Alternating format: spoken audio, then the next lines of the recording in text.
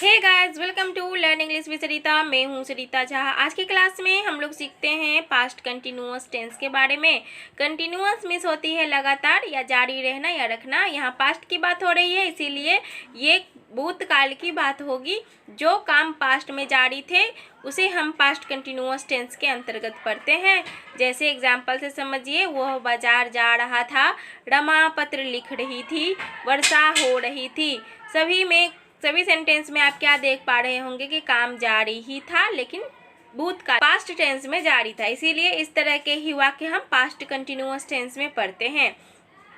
Guys, जिससे पिछले class में मैं आप लोगों को प्रेजेंट टेंस के बारे में पूरी डिटेल से पढ़ा चुकी हूँ। प्लीज़ उस वीडियो को भी आप लोग ज़रूर देखें। चलिए और बताते हैं इसका सेंटेंस स्ट्रक्चर क्या होती है और इसकी पहचान हम कैसे करेंगे। जिस हिंदी वाक्य के अंत में रहा था, रही थी अथवा रहे थे लगा होता है, वो वाक्य पास्ट कंटिन्यूअस टेंस का होता है। तो हम कैसे समझ पाएंगे कोई वाक्य पास्ट कंटिन्यूअस का है? जिस हिंदी वाक्य के अंत में रहा था, रही थी, रहे थे लगा होता है, वो वाक्य पास्ट कंटिन्यूअस टेंस का कहलाता है। इसकी सेंटेंस स्ट्रक्चर क्या होती है? Subject plus was word plus V4 plus object. Guys, हमारा एक आपसे रिक्वेस्ट है, हमारे चैनल पे अगर नए हैं तो प्लीज सब्सक्राइब करें, बेल आइकन जरूर दबाएं ताकि आने वाले हर नोटिफिकेशन आप तक मिलती रहे। देखिए एग्जाम्पल, वह सो रही थी, सी वाज स्लीपिंग।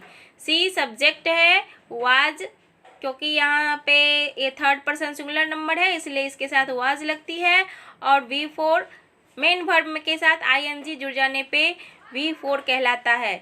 तो सी वाज स्लीपिंग, ये इसका ट्रांसलेशन हो गया है। इसी तरह हम स्कूल जा रहे थे, we were going to school.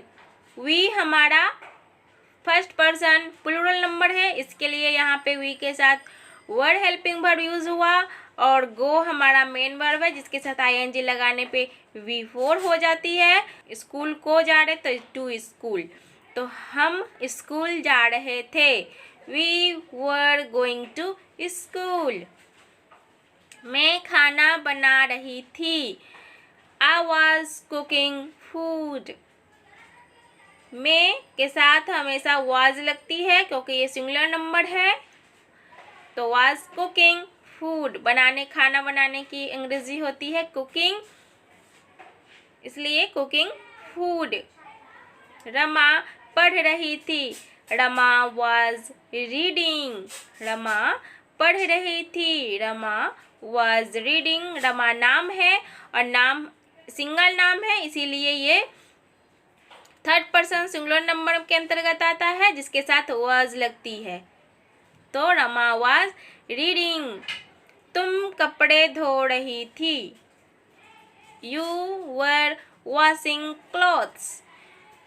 तुम सेकेंड पर्सन है जिसके साथ वर्ड यूज होती है, और वाश हमारा V1 है जिसके साथ ING लगने पे V4 बन जाती है, तो वी वर वॉशिंग क्लॉथ्स। वर्षा हो रही थी, इट वॉज रेनिंग। गाइस, अब हम लोग इसका निगेटिव एंड इंट्रोगेटिव सेंटेंसेस बनाना सीख लेते हैं। निगेटिव मीन्स होती है नकारात्मक वाली वाक्य और इंट्रोगेटिव मीन्स होती है प्रश्नवाचक वाक्य। इसकी सेंटेंस स्ट्रक्चर क्या है निगेटिव के लिए? Subject plus was were plus not plus V4 plus object. नकारात्मकता है तो स्वाभाविक है नहीं बोले जाएंगे वाक्य के अंतर्गत, और नहीं का अंग्रेजी होती है नोट, जो कि हम हेल्पिंग वर्ब के आगे लगा लेते हैं। बाकी हमारा सेंटेंस स्ट्रक्चर वैसे ही रहता है। इंट्रोगेटिव प्रश्न पूछने वाले वाक्य हैं, इसीलिए यहाँ पे हेल्पिंग वर्ब हम पहले लिख लेंगे, फिर सब्जेक्ट प्लस V4 फिर ऑब्जेक्ट। वाज या वर्ड फिर सब्जेक्ट फिर प्लस V4 फिर ऑब्जेक्ट। अब एग्जाम्पल से हम इसे समझ लेते हैं निगेटिव एंड इंट्रोगेटिव सेंटेंसेस के बारे में। निगेटिव एंड इंट्रोगेटिव सेंटेंसेस का स्ट्रक्चर हमने देख लिया है। अब हम एग्जाम्पल देखते हैं। आई वॉज रीडिंग, ये अफर्मेटिव सेंटेंस है। आई मीन्स मैं पढ़ रही थी, मैं पढ़ रही थी। हमें नहीं लगाना हो तो नोट लगाएंगे जो कि हेल्पिंग वर्ब के आगे लग जाएगी। मैं नहीं पढ़ रही थी, आई वॉज नॉट रीडिंग। क्या मैं पढ़ रही थी? Was I reading? Was helping verb है जो पहले आ जाएगी, फिर हमारा सब्जेक्टिव पार्ट, फिर हमारा V4। तो was I reading। Second example, they were speaking, ये अफर्मेटिव सेंटेंस है, वे लोग बोल रहे थे। दे वर नॉट स्पीकिंग, वे लोग नहीं बोल रहे थे। वर दे स्पीकिंग, क्या वे लोग बोल रहे थे।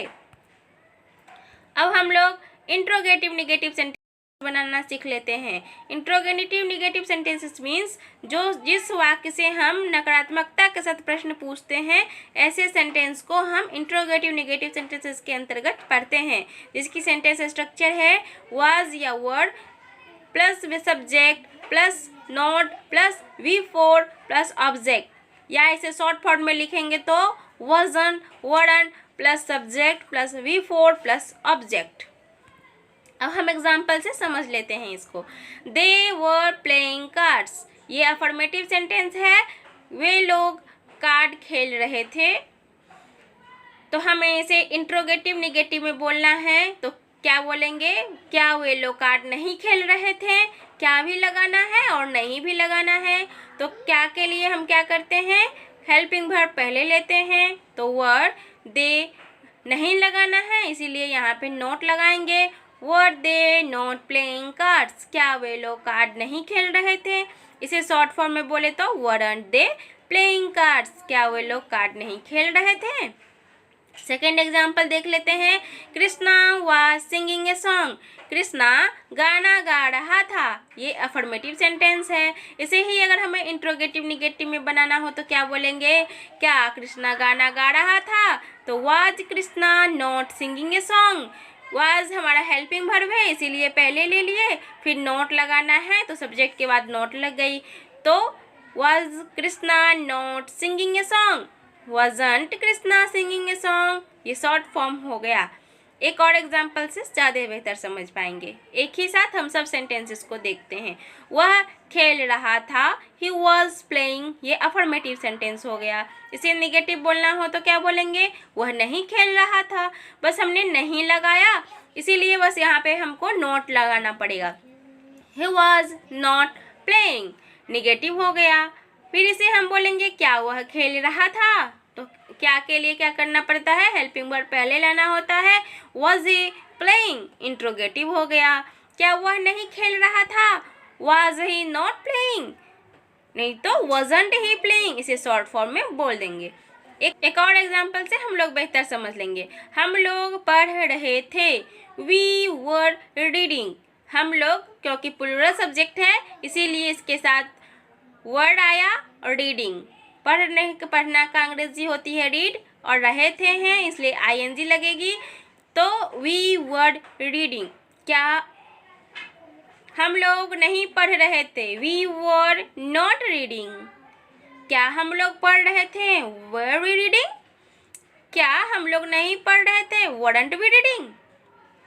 इसी तरह से आप लोगों के लिए एक आप लोगों के लिए क्वेश्चन है, हम लोग पढ़ रहे थे। प्लीज़ इसका ट्रांसलेशन बना करके कमेंट बॉक्स में ज़रूर लिखें। वीडियो पसंद आए तो लाइक का बटन ज़रूर दबाएं। चैनल पे नए हैं तो सब्सक्राइब करना ना भूलें। Thanks for watching. वंदे मातरम, बाय बाय।